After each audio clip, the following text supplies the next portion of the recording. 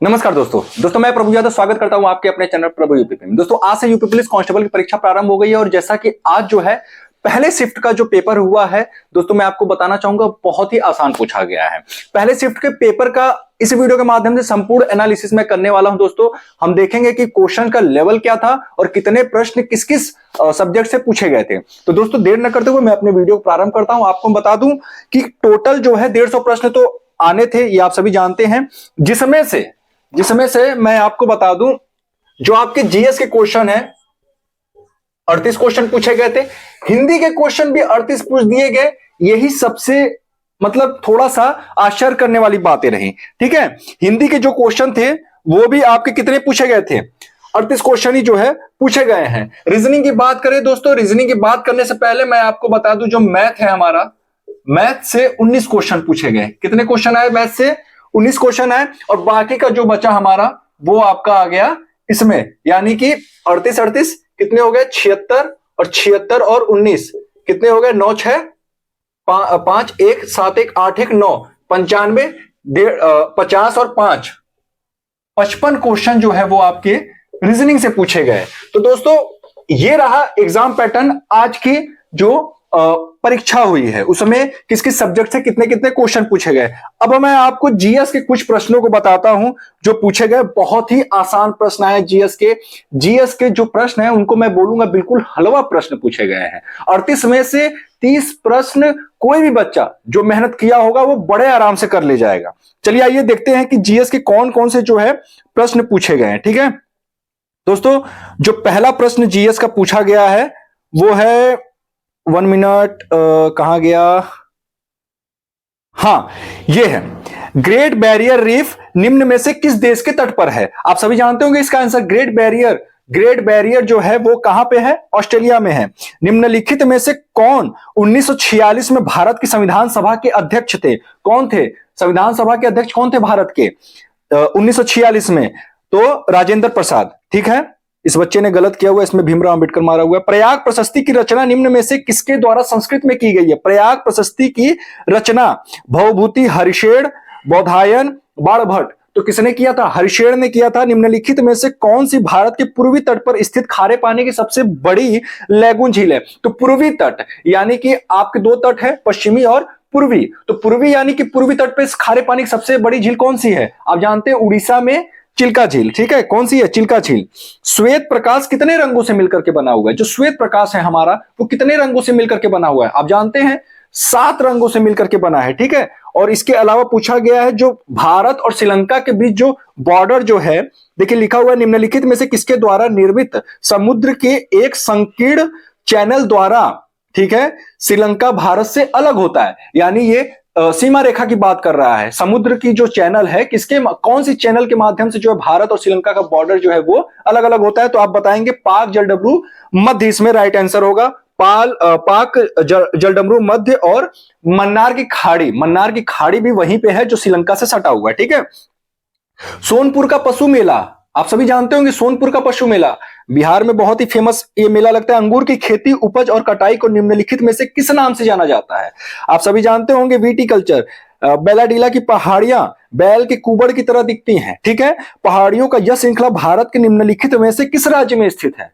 ये जो बेलाडीला की पहाड़ी है भारत के किस राज्य में स्थित है? आप सभी जानते होंगे इसका राइट आंसर छत्तीसगढ़। कहां पे है? छत्तीसगढ़। चलिए अब मैं जल्दी बस प्रश्न पढ़ देता हूं। भारत में जनगणना संगठन के सर्वोच्च पद कौन सा है? तो दोस्तों इसमें महारजिस्ट्रार और जनगणना आयुक्त होगा जो कि भारत का होगा। ठीक है, कुमार संभवम निम्नलिखित में से किस लेखक की साहित्यिक रचना है? बताने की जरूरत नहीं है।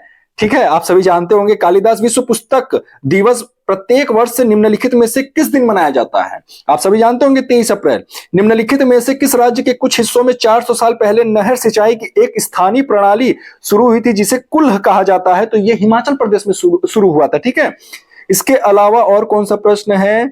हाँ, national aluminium company limited NALCO का पंजीकृत कार्यालय निम्नलिखित में से कहां है? नालको कहां पे स्थित है? उसका जो मुख्यालय है वो कहां पर है? आप सभी जानते होंगे इसका राइट आंसर। कमेंट में लिख करके बताइए।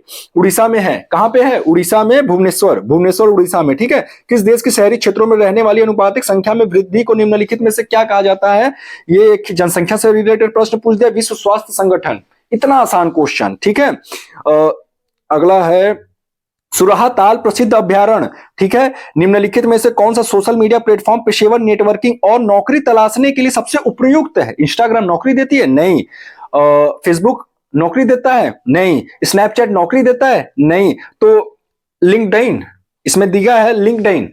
ठीक है, तो यही आपका राइट आंसर होगा। उत्तर प्रदेश में स्थित भदोई निम्नलिखित में से किस कला के लिए? मैंने बोला था वन डिस्ट्रिक्ट वन प्रोडक्ट, मैंने बताया था ना, ओडीओपी जरूर से पढ़ना है, और ओडीओपी से एक क्वेश्चन आ गया आपका। भदोई हमारा किसके उद्योग के लिए जाना जाता है? मैंने बताया था कालीन उद्योग के लिए, कालीन की बुनाई के लिए। ये मैंने कम्युनिटी पोस्ट भी डाला था, अगर आप लोग ध्यान से देखेंगे तो। निम्नलिखित में से कौन सा उत्तर प्रदेश का राज्य वृक्ष है, राजकीय वृक्ष है? राजकीय वृक्ष आप लोग जानते होंगे, राजकीय वृक्ष उत्तर प्रदेश का अशोक। ठीक है, निम्नलिखित में से उत्तर प्रदेश का कौन सा प्रसिद्ध लोक नृत्य धान और मक्के की खेती के दौरान किया जाता है? ऑप्शन है हुरका, बौल, चरकुला, कजरी, रसिया। ये सभी आप देखिए। बनारस हिंदू विश्वविद्यालय की स्थापना पंडित मदन मोहन मालवीय ने निम्नलिखित में से किसके सहयोग से किया था? जो बनारस हिंदू विश्वविद्यालय बीएचयू की जो स्थापना किया था पंडित मदन मोहन मालवीय ने, वो किसके सहयोग से किया था? वो ये पूछा है। मथुरा निम्नलिखित में से किसकी जन्मस्थली जिसे ब्रजभूमि के नाम से भी जाना जाता है? भगवान शिव, भगवान विष्णु, भगवान राम, भगवान गणेश? बताने की जरूरत है मुझे? अकबर का मकबरा निम्नलिखित में से किस स्थान पर स्थित है? उन्नाव, एटा, रामपुर, सिकंदरा? बताइए कितना आसान क्वेश्चन पूछा है। विमुद्रीकरण को निम्नलिखित में से किस नाम से जाना जाता है? कैशलेस, नोटबंदी, नई मुद्रा, कोई मुद्रा नहीं। विमुद्रीकरण नोटबंदी के नाम से जाना जाता है। नई मुद्रा, विमुद्रीकरण मतलब कि नई मुद्रा के नाम से जाना जाता है। ठीक है, उत्तर प्रदेश राज्य राजस्व संहिता 2006 के अनुसार अवधि। दोस्तों यूपीएसएसएफ का फुल फॉर्म पूछ दिया। यूपीएसएसएफ मैंने बताया था अपने एक वीडियो में, Uttar Pradesh special security force. ठीक है, इसमें लिखा होगा Uttar Pradesh special security force, यही आपका राइट आंसर हो जाएगा। निवेश मित्र मोबाइल एप्लीकेशन भारत के निम्नलिखित में से किस राज्य की एक पहल है? इसके अलावा ईमेल में भरोसेमंद स्रोत बनकर दुर्भावनापूर्ण कारणों के लिए संवेदनशील जानकारी जैसे यूजर नेम, पासवर्ड और क्रेडिट कार्ड विवरण आदि प्राप्त करने का प्रयास क्या कहलाता है? ये पूछा है। टका निम्नलिखित में से किस देश की मुद्रा है? टका, टका किसकी मुद्रा है? बताने की जरूरत है मुझे? बांग्लादेश। निम्नलिखित में से कौन सा वाक्य जीएसटी के लिए सही नहीं? इसमें 4 ऑप्शन दिए हुए, चारों को पढ़ करके आपको सही आंसर बताना था। तो दोस्तों इस तरीके से अगर मैं ओवरऑल एनालिसिस करने के बाद, जो मैंने एनालिसिस किया है पेपर का, उसके बाद मैं आपको रिव्यू करता हूं, आपको बताता हूं कि कैसे कैसे प्रश्न और क्या लेवल था। अगर मैं जीएस की बात करूं तो दोस्तों जीएस हमारा जो है वो इजी आया था। जीएस क्या था? इजी आया था। अगर मैं हिंदी की बात करूं तो ये एवरेज था। क्या था? एवरेज था। ठीक है, इजी टू मॉडरेट आप कह सकते हैं। क्या कह सकते हैं इसको? अगर मैं बोलूं तो इजी टू मॉडरेट। ठीक है, मैथ के क्वेश्चन मैं कहूंगा कि ये आपका मॉडरेट पूछा गया था। मैथ के क्वेश्चन थोड़ा टाइम टेकिंग मुझे लगा। रीजनिंग के क्वेश्चन जो है ये भी आपका जो है आपका इजी टू मॉडरेट। यानी दोस्तों अगर मैं ओवरऑल बात करूं तो जो हमारा आज फर्स्ट शिफ्ट का जो पेपर था, ये अपेक्षाकृत जितना हमने सोचा था कि जीएस का लेवल होगा उससे कम में आया। एक चीज मुझे थोड़ा सा इसमें लगा कि संविधान के प्रश्न कम आए। इस शिफ्ट के पेपर में संविधान के प्रश्न कम पूछे गए। ये थोड़ा सा मुझे जो है आश्चर्य लगा कि संविधान के प्रश्न इतने कम नहीं पूछे जाने थे। खैर दोस्तों, ये जो हमारा फर्स्ट शिफ्ट का पेपर था ये बहुत ही अच्छा आया था और आसान आया था। जिस भी बच्चे ने मेहनत किया होगा बहुत अच्छा गया होगा उनका पेपर, और बड़े आराम से 100 प्लस क्वेश्चन आप सही कर चुके होंगे, मुझे ऐसा लगता है। और टाइम कम नहीं पड़ा होगा क्योंकि जीएस के जो क्वेश्चन थे ना और हिंदी के जो क्वेश्चन थे बड़े ही आसान प्रश्न मुझे लगे। और रीजनिंग के और मैथ के मैं कहूंगा थोड़ा सा हल्का सा जो है मतलब मॉडरेट, इजी टू मॉडरेट था। मॉडरेट से हाई भी नहीं था, ये इजी टू मॉडरेट लगा। और खास तौर से मैथ का मैं कहूंगा कि थोड़ा सा मुझे लेवल जो है अब लगा। एक जो सबसे आश्चर्यजनक बात लगी मुझे वो है जो रीजनिंग से जो 38 प्रश्न पूछे गए हैं, सॉरी हिंदी से जो 38 प्रश्न पूछे गए हैं। जीएस से 38 प्रश्न पूछे गए, चलिए ये तो समझ में आता है, लेकिन 38 प्रश्न हिंदी से पूछे गए ये मुझे थोड़ा सा जो है